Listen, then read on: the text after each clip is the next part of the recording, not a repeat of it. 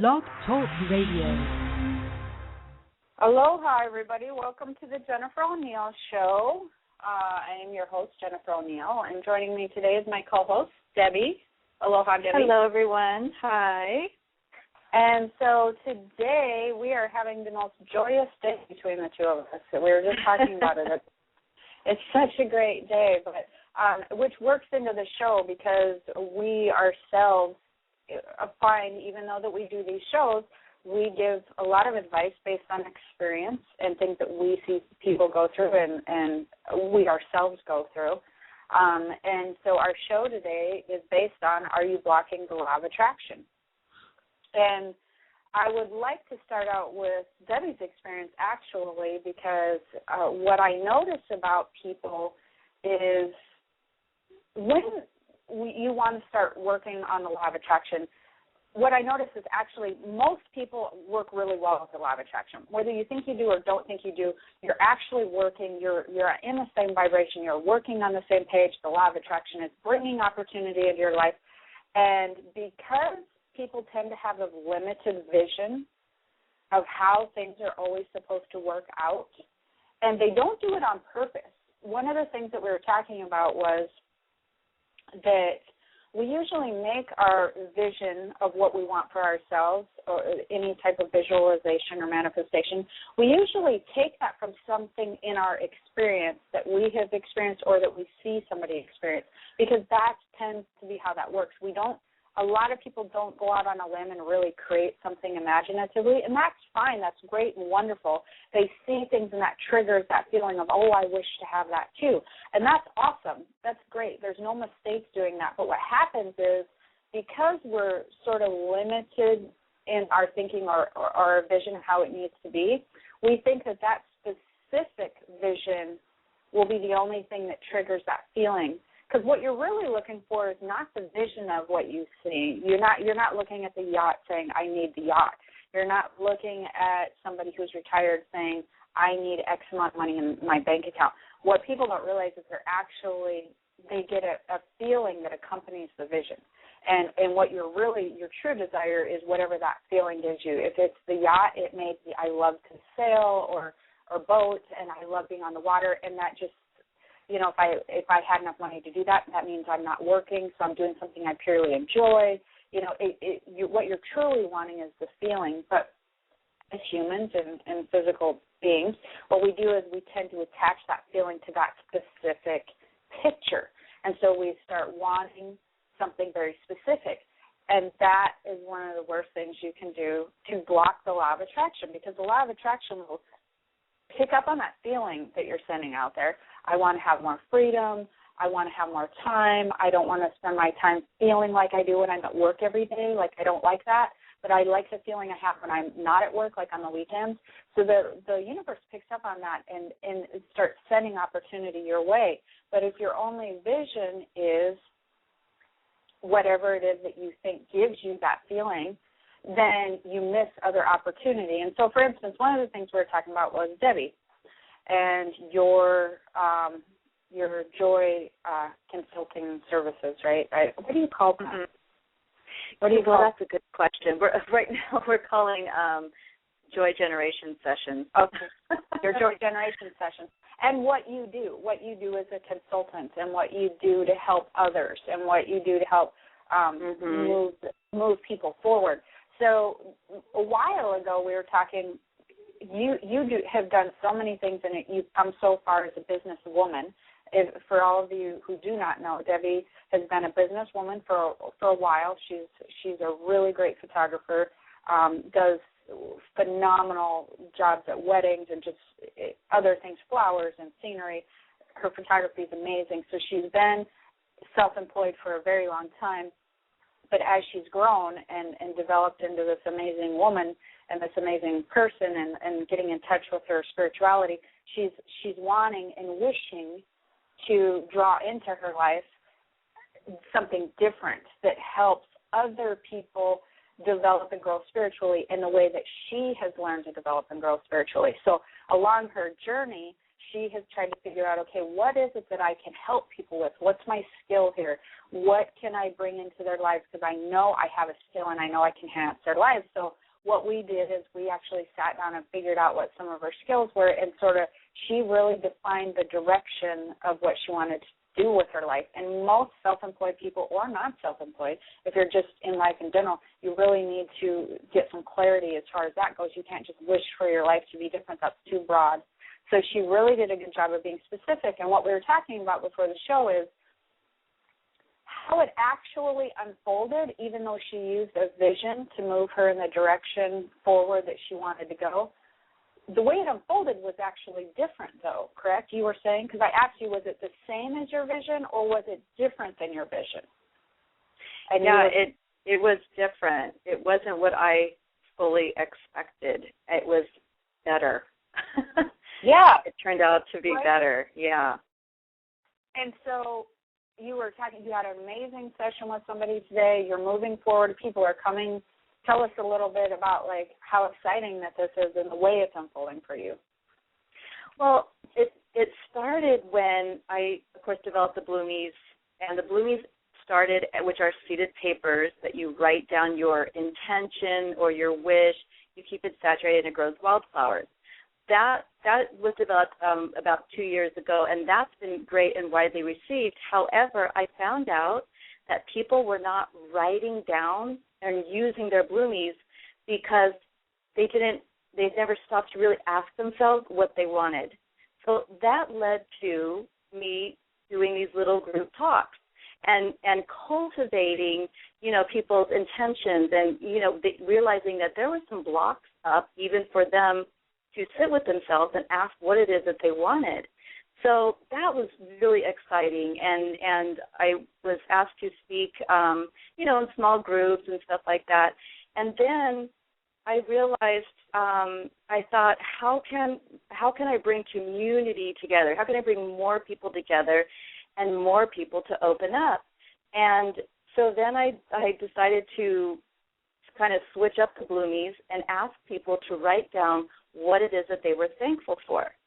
And that is easy for people. That flows for people.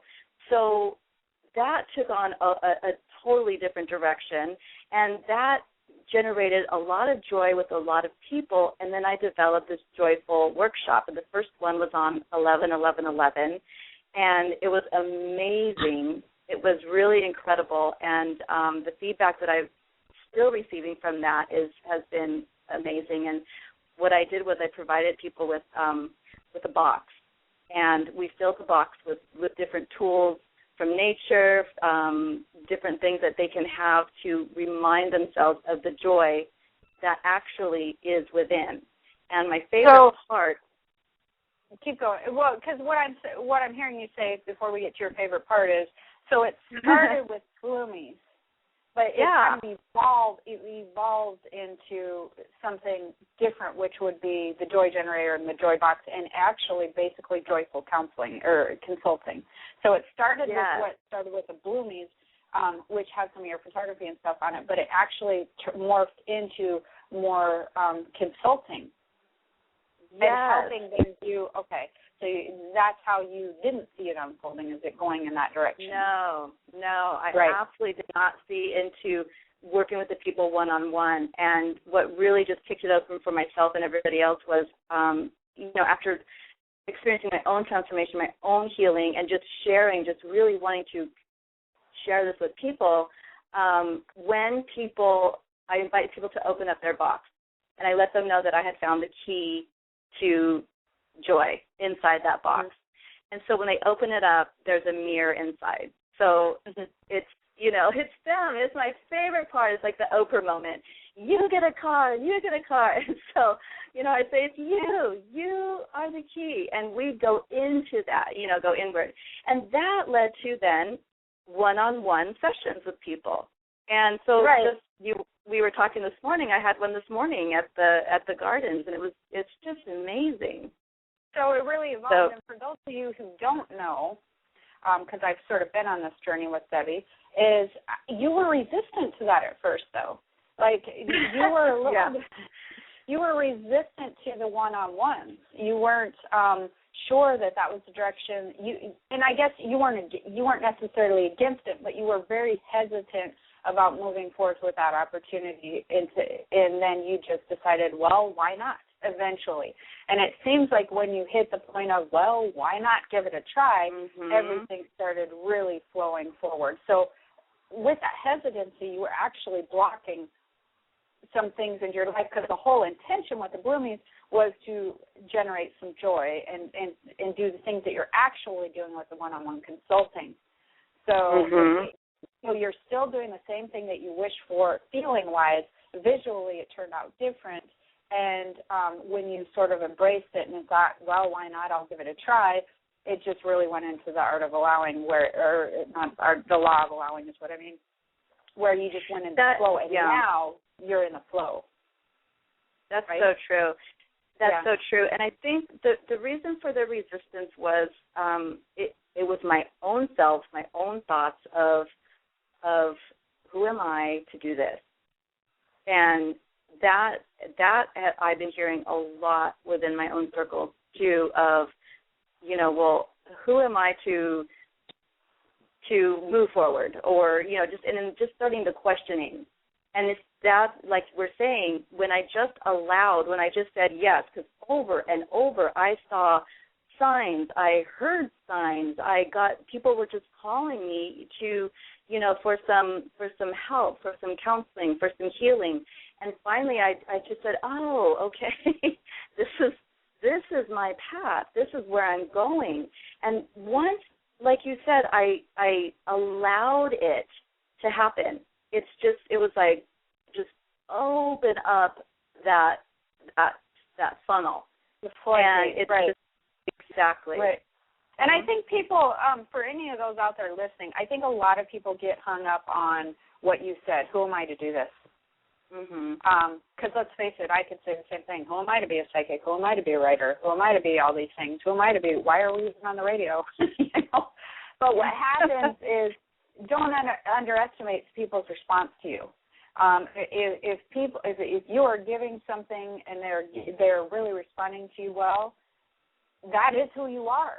It's really interesting. And me and you worked through that a little bit, because it was, people are usually doing what it is that they want to be doing already. They just don't own that role. They don't own that. Right. Because me and you talked about that, because it was kind of like, well, that's what you do. What do you think you do? That's who you are. You're already this person. And you were like, oh, yeah, I really am. But even when I was a young psychic, it was the same type of thing when I was really getting into the metaphysical community. There was all these people that had been doing it for 20, 30 years that I was surrounded by, and you have a little bit of insecurity at first when you're venturing into a new field of these people have been doing it around forever, but guess what? They had to start somewhere.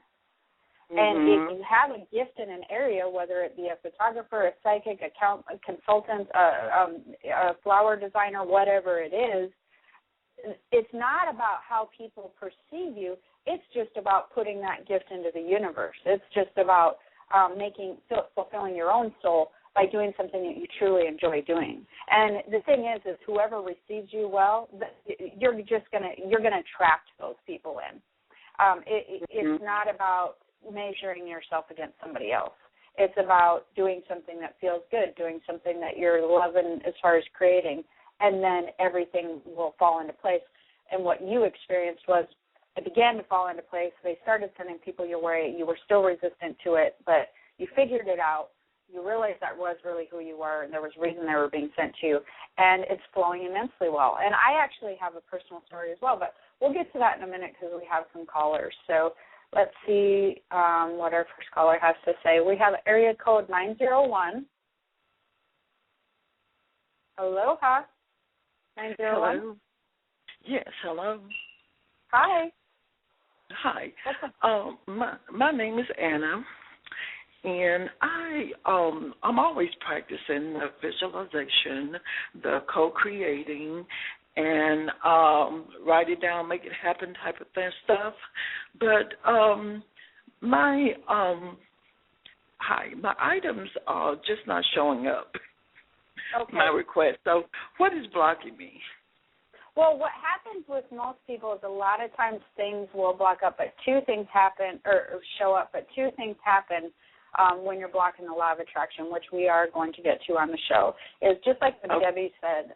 One is actually by not, I guess we're going to say, not saying yes to opportunity. The way that things tend to unfold in your life, a lot of times they unfold in a way that they come in places you never expected them to.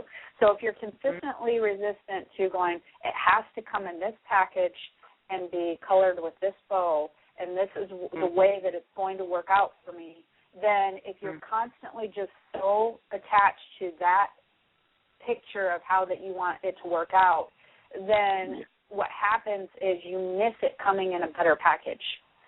So you miss where you may have some better opportunity, but you've missed it because you're so concentrated on it coming this exact way. And that's what I was saying with you. So instead of grasping onto what it is that you want with the visualization so hard that you're just waiting for that specific thing to come, you need to let it go and just start being more of a yes type of person with opportunity that comes in. You need to relax and be like, yeah, I'll try that. Maybe I'll give that a try. Sure, I'll check this out. Maybe I'll check that out. Because what happens is opportunity usually comes in the other areas when you're concentrating. So, for instance, what type of visualizing, give me a for example, and I can actually help you more detailed on what type of thing that you would visualize. Well, my visualization is that I do want to retire because I do want to get more into community service, and I want to be financially in a situation to do that. So I guess I'm trying to visualize independence for myself. So, but you also want to do some community work as well. See, what people don't realize is if you stop and try to figure out, okay, well, I'm going to get there one foot in front of the other, maybe, and maybe like move that direction. What you might be able to do is you might check about doing some community type work one day a week, and sometimes. And my point being is you may not have a ton of free time, but you're moving in that direction, okay? And as you're moving in that direction, sometimes that community work may turn into a paid type thing. So that then brings you out of the current work that you're doing. Do you see what I mean? So then now it's brought you out of into where you're getting a paid doing something that you more enjoy doing. And as you get into an area that you more enjoy doing and you're getting paid for it, more opportunity of something else will potentially fall into your lap. So it's not. You have to when you're very rigid on the way that's going to work out, as in I need X amount of dollars to retire, and then I want to do it in this order. That blocks the law of attraction always. Well, I laugh because you're so on point with that, and you figured it out from to the letter, because I'm visualizing financial freedom versus, like you say, working into it so it can become that. Right, exactly. And the other thing is, I know you're frustrated at your work, so when you start getting to something that your heart desires, where you're seeing where you're actually helping people, and it fills your heart and fills your soul, your vibration shifts, see? And when your vibration shifts, everything amazing starts happening. The law of attraction intensifies. All these things happen. So your mind thinks that your heart's grasping for money to give you that feeling in your soul. But what your soul is really grasping for is that full, heartful feeling of having some freedom and doing something that you truly desire.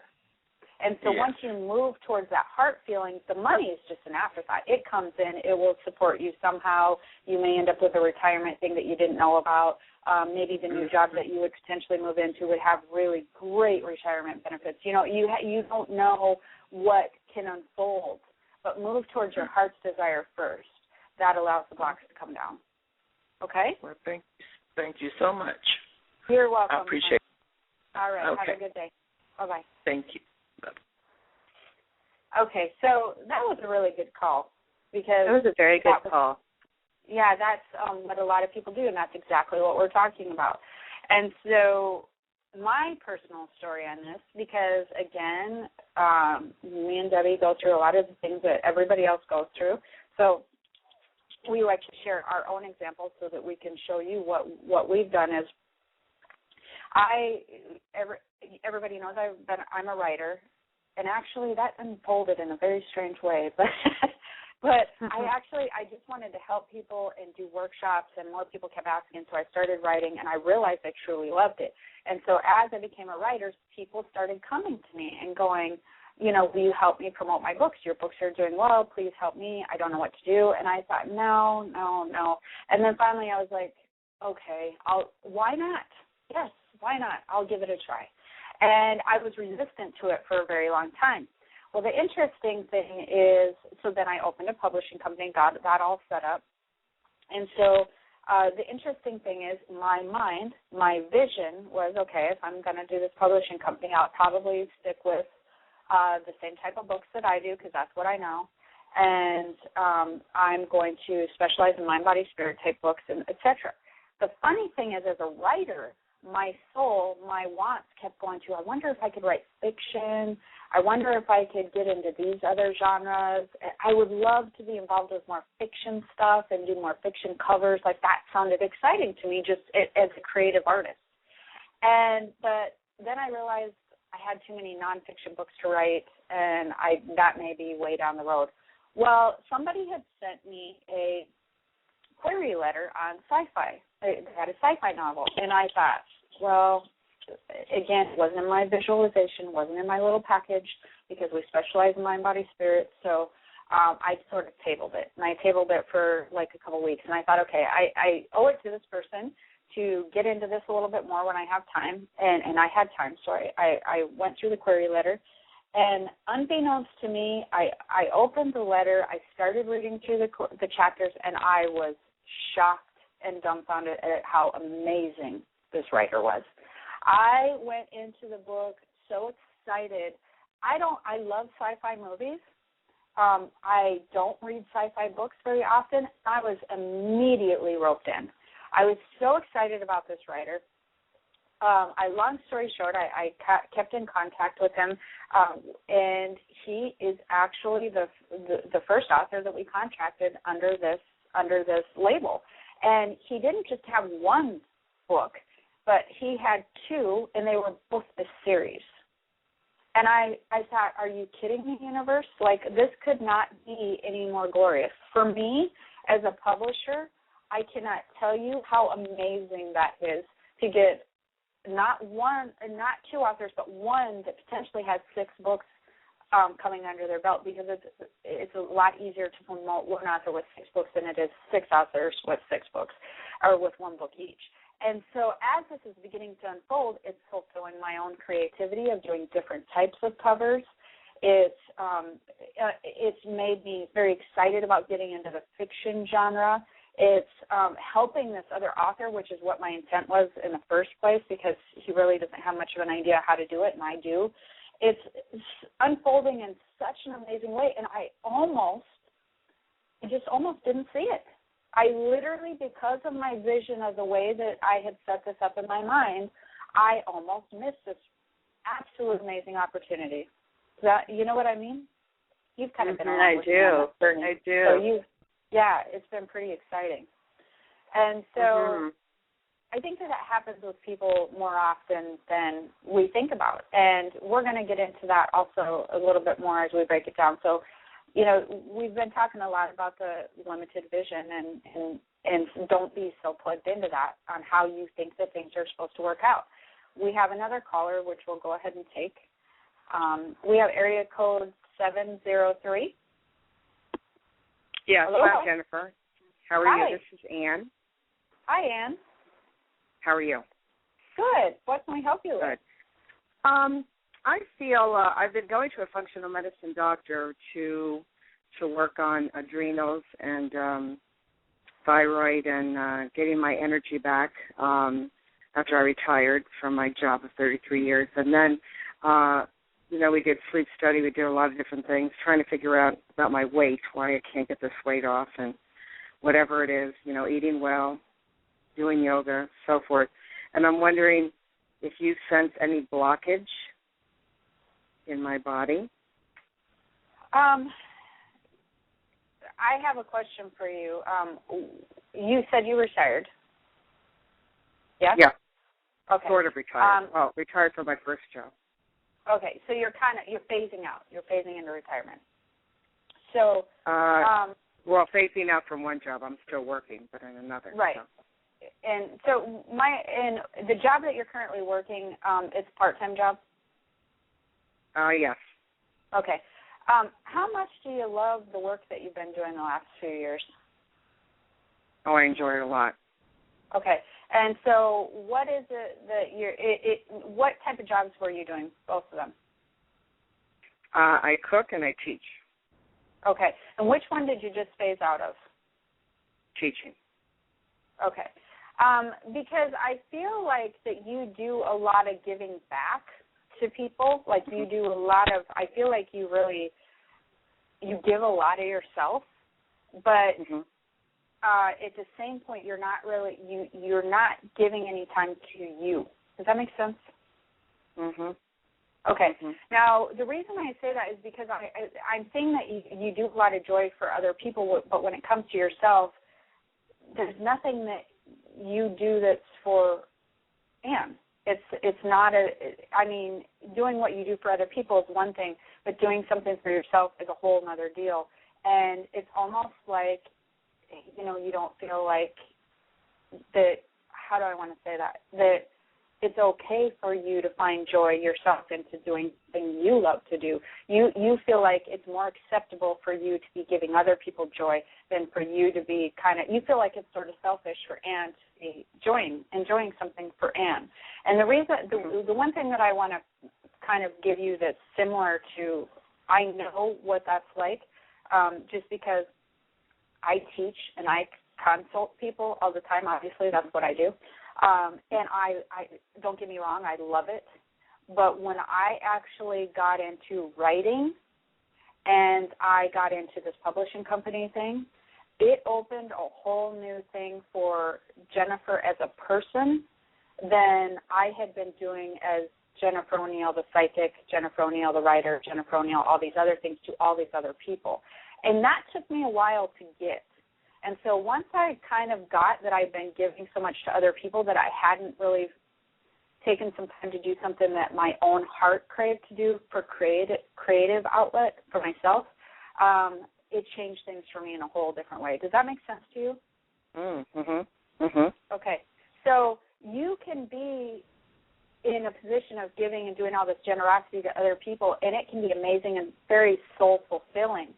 But you have to balance that with doing something for yourself and doing something that's just more for you on a personal level.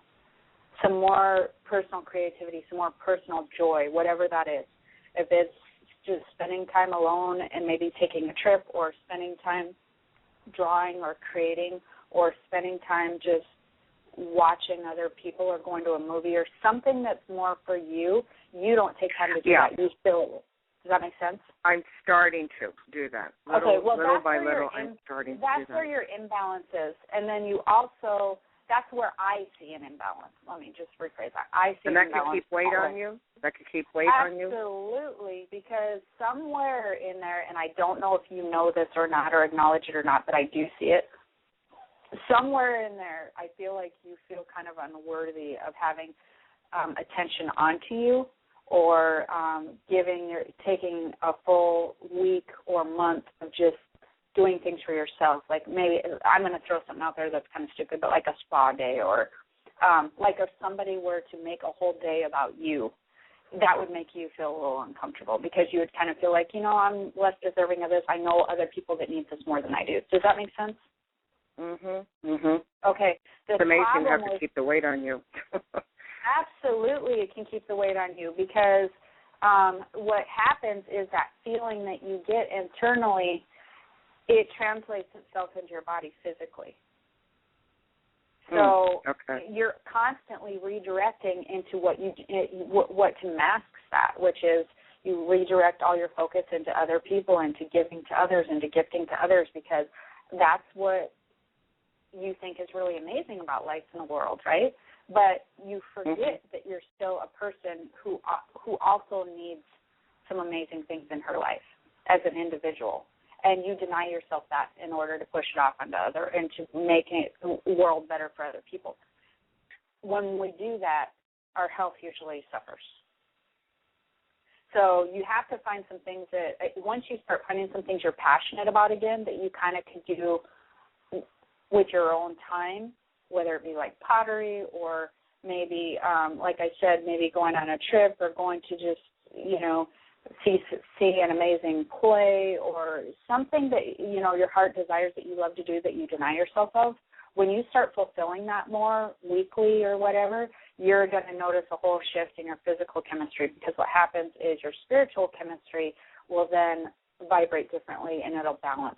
And when it balances, then your physical body will respond. Okay? Interesting.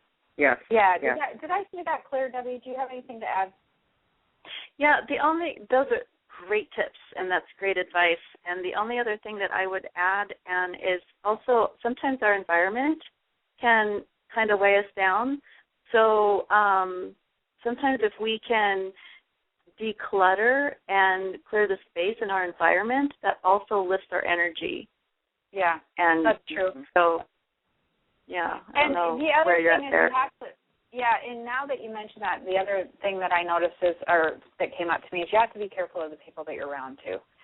Because if you actually are surrounded by a lot of unhappy people, whether they be friends or family, and they're struggling with money or they're struggling with their own issues, what happens is that tends to make you feel like on a whole another level that you wouldn't even think about, it tends to make you feel like you need to match their vibration. And so every time that you would get more because I also feel like there may be some people around your life that maybe are struggling with money or struggling with health a little bit. Is that true?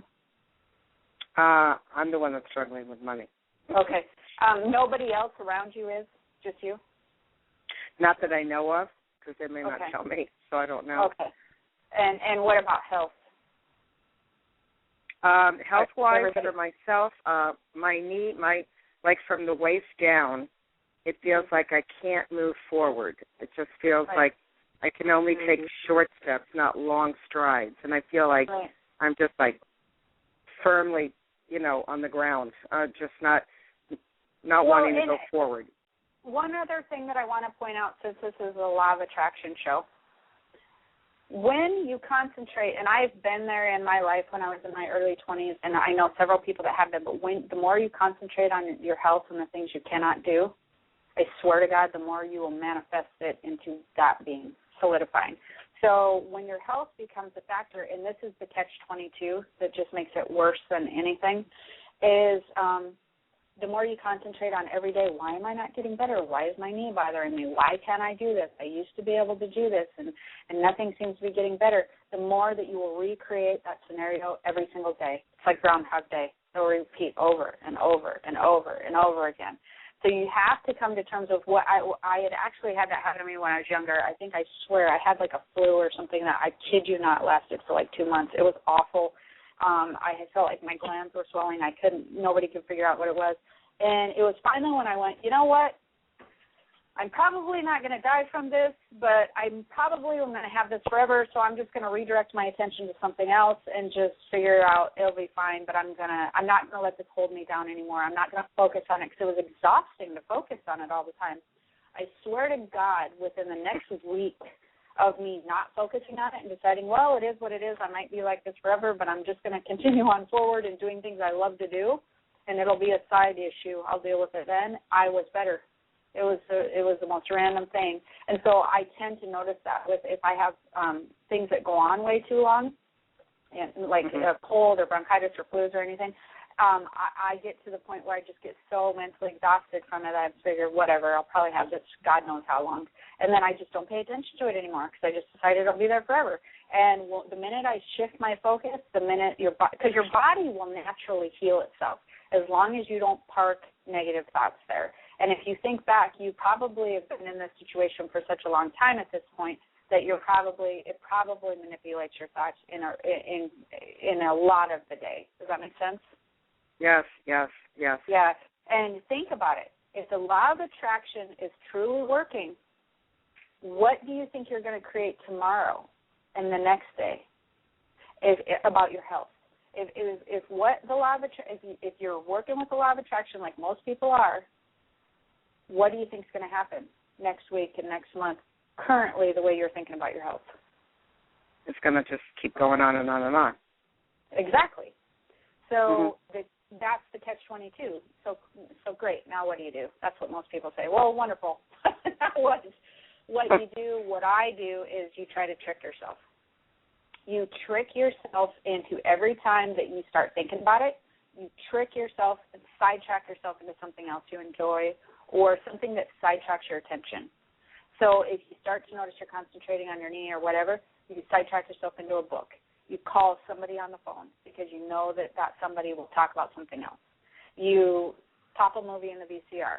You pull up one of your things on your list that you like. You just do anything. Do anything to try to force your mind away from that thought.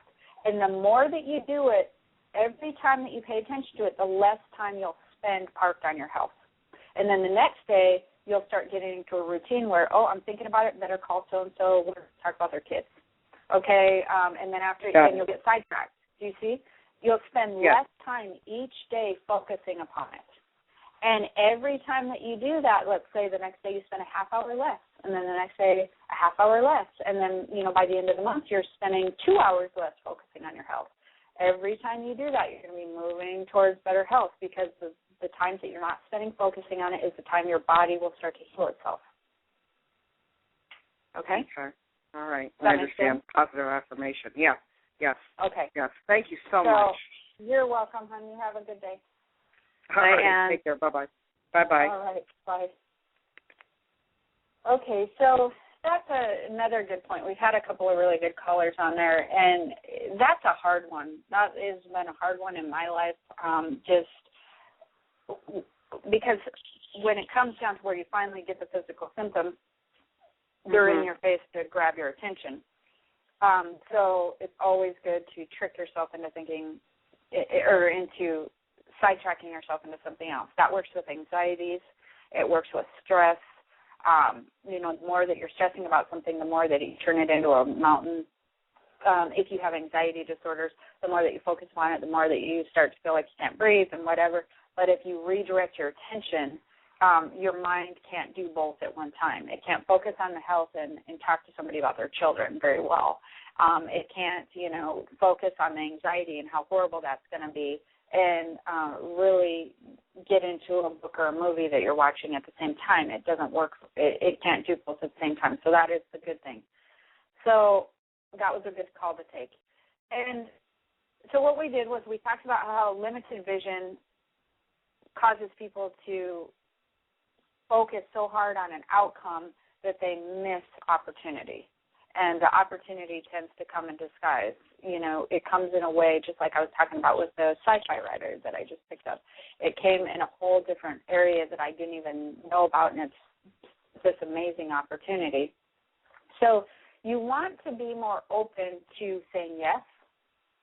And that was Debbie's thing. You had a yes mantra this week. You want to be more open to saying yes, and that allows you to, instead of going no, no, no to everything that comes your way, you want to be like, yeah, let's see how that works out. Yeah, let's see, I'm sort of open to doing that. Or, yeah, you want to be more open to seeing opportunity, and by saying yes, you're open to seeing opportunity. Now, you had brought up a good point because you don't want to say yes to everything in a way that causes you stress because now you have too much to do.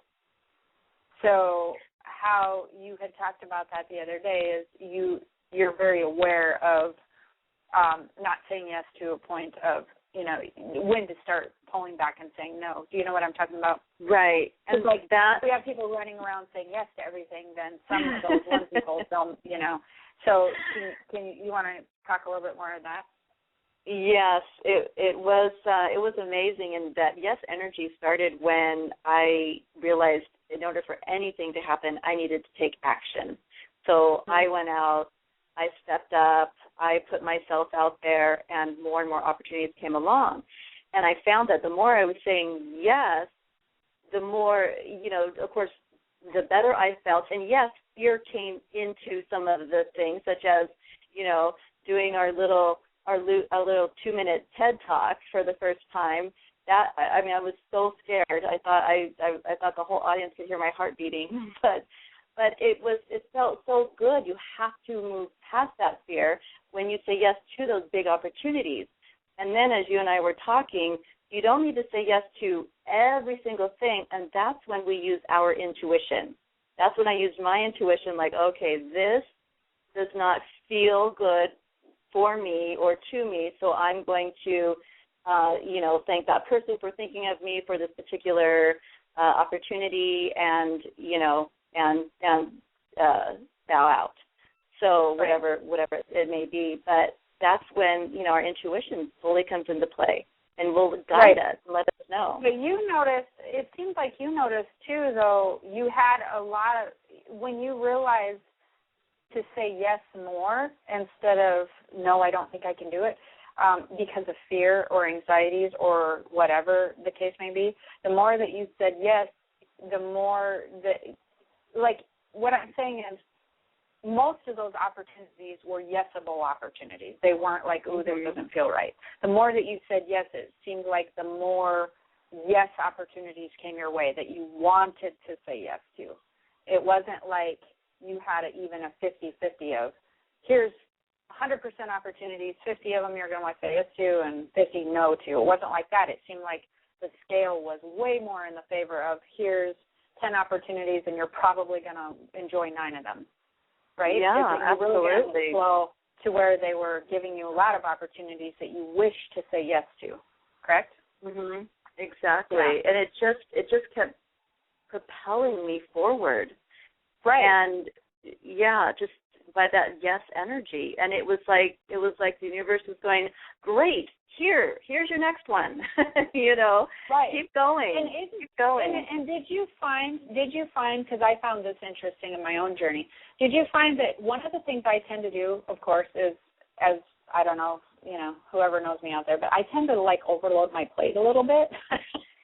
Just a little. I think I have a platter. Everybody else has a plate. I have a platter.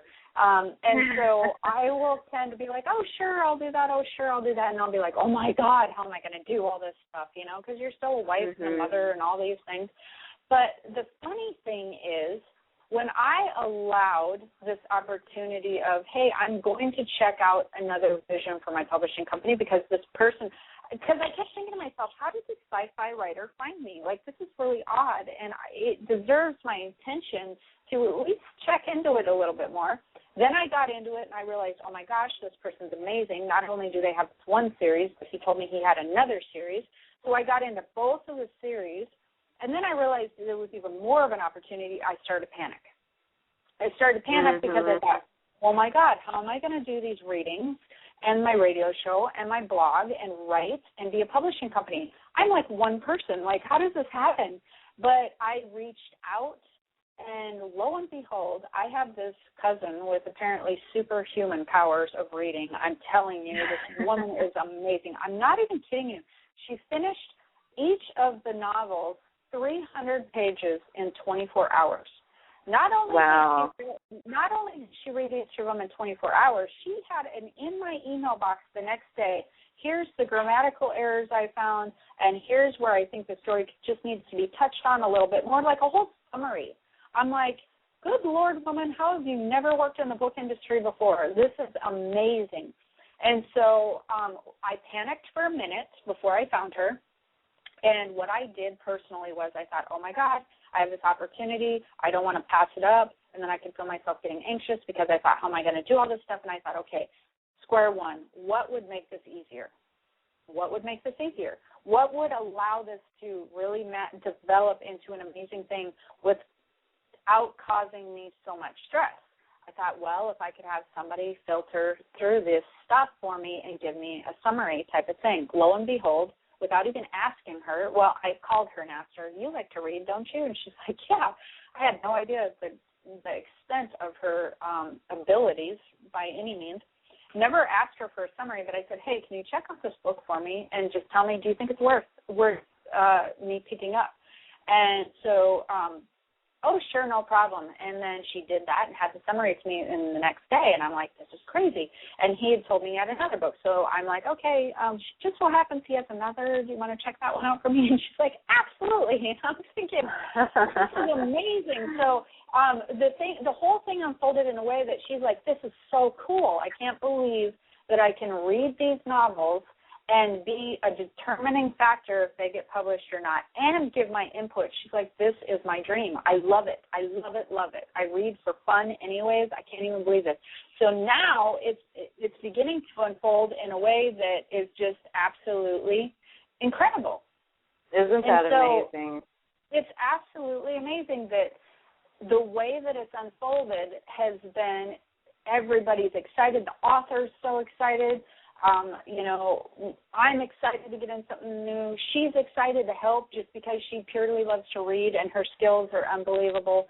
So it's unfolded in a way that I was saying yes, and when I got to the point where I was getting a little bit overwhelmed, I thought, how can I make this easier? And lo and behold, she pops into my head. Well, those types of things, as you guys all know, they don't just happen by coincidence. Once you get your intuition going and somebody pops into your head, there's reason for it. And so I walked right into the allowing, and now we're just on this river of this amazing stuff happening. Same thing with you, yet I did the same thing as you. At first, I ignored it. And to think, I think back and just go, okay, first of all, I can't believe how amazing this is, but second of all, I could have ignored that email. Like, I could have just completely ignored the email and never even opened it. That just makes me go, wow. I could have just totally missed that opportunity. And it was just handpicked and plopped in my lap. It's amazing. So it is amazing. And what I've learned, too, is it's happening because you are in joy. It's for your highest good. And look what you're doing. It's like it's rippling out and helping so many people already. Oh, yeah, it's definitely already rippling out for sure. For sure. It and is that was the big lesson for me, is nothing was going to happen while I'm sitting here in my studio behind my computer. I have to take action. Whether it's opening an email or getting out or stepping up to, volunteer or just answering the phone and following through with that. You absolutely must take action. Right. You absolutely must take action. And what holds a lot of people back is fear. Yeah. The fear of doing this, the fear of doing that. So some of the callers that we had on here today, don't necessarily sit back and wait for the law of attraction to come in your exact painted picture. Just move forward in that direction anyways, and just be open to saying yes more, being open to getting the flow of allowing, and don't be so resistant to other people's ideas or other ideas that come into your email box like mine. Right.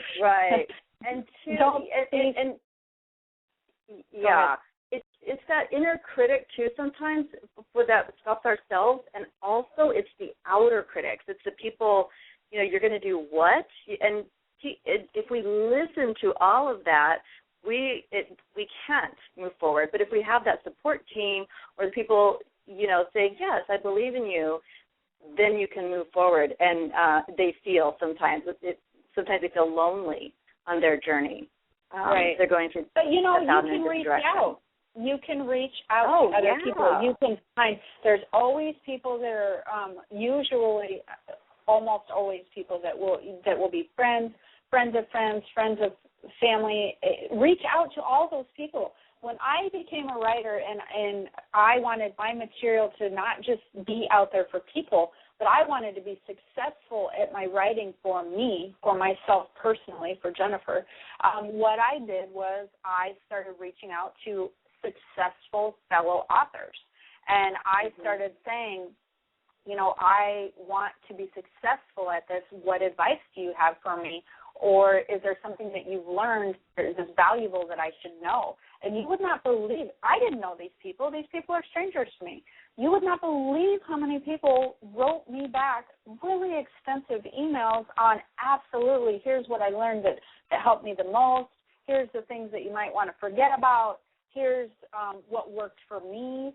It was amazing the support I got by reaching out to people I don't even know. That's one thing I would highly, highly suggest. If you're looking at getting into a new field, even if it's a paid field and you're not self-employed, if you're looking into getting into a new field and you're kind of hesitant or unsure, email people. They will almost always email you back.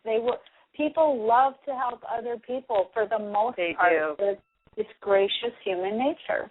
And if you're looking at getting, even some, like, when I opened the publishing company, I was way on the fence about that, but so many people were wanting my help, and I wasn't quite completely sure of if it was time to take that on. So what I did is I emailed somebody in the publishing industry field that I figured I would be similar to. And instead of us two giving each other as competition, she sent me a whole giant email filled with, oh, my gosh, it's amazing. I love it. I do work a lot of hours. And then she went into, here's issues you want to try to avoid. It took me a whole year to realize that I wanted to avoid these types of issues. So I'm going to, here up front, avoid this. Here's some amazing areas. Here's what you want to look for. It's a lot of work. It's up to you, but I don't have any regrets. It was a huge email. It was really a confidence booster to hear her. And I know I could reach out to her at any point in time. And because I read that email, I went ahead and went forward with it. And I just let it sort of sit there until the timing was right, which is when I got my email box. So, reach out to people if they're not, because I don't know anybody else owning a publishing company. And truthfully, personally, I don't know a lot of other authors, that are in my close circle of friends and family. So I reached out to ones that I didn't know. You don't have to have them in your very inner circle, but they can become your inner circle just by reaching out.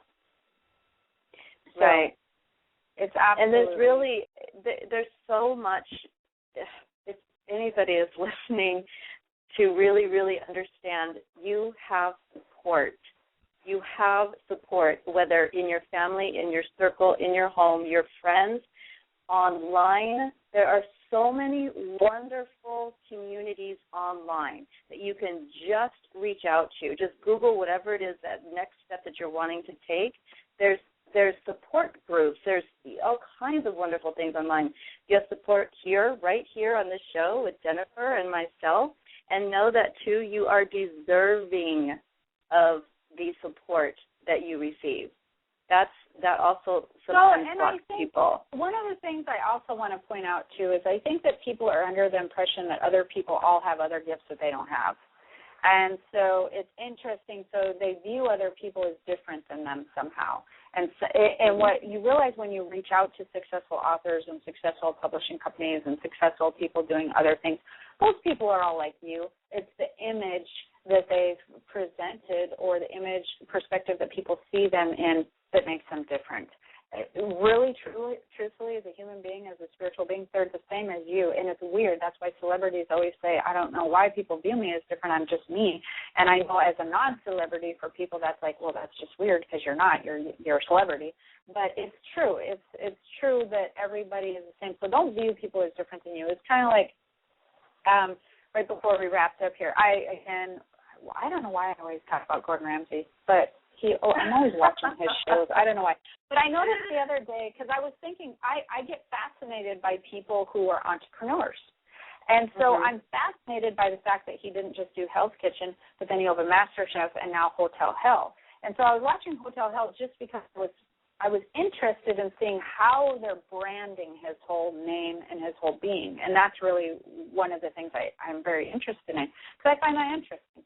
And so I was watching it, and I thought, he goes in and he does this amazing job on Hotel Hell. And I thought, well, how does he do all this stuff? Like, this guy is a freak of nature that he can go in there. And then I realized, are you kidding? He's the front guy of Hotel Hell. I'm sure that there's a whole line of consultants that come in make the rooms exactly how they need to be, consultants that work in the hotel industry, and he just basically is the front person that goes in and picks it apart, and he's the delivery. He's the host. And then when I realized that, I'm like, I feel kind of like I was duped a little bit.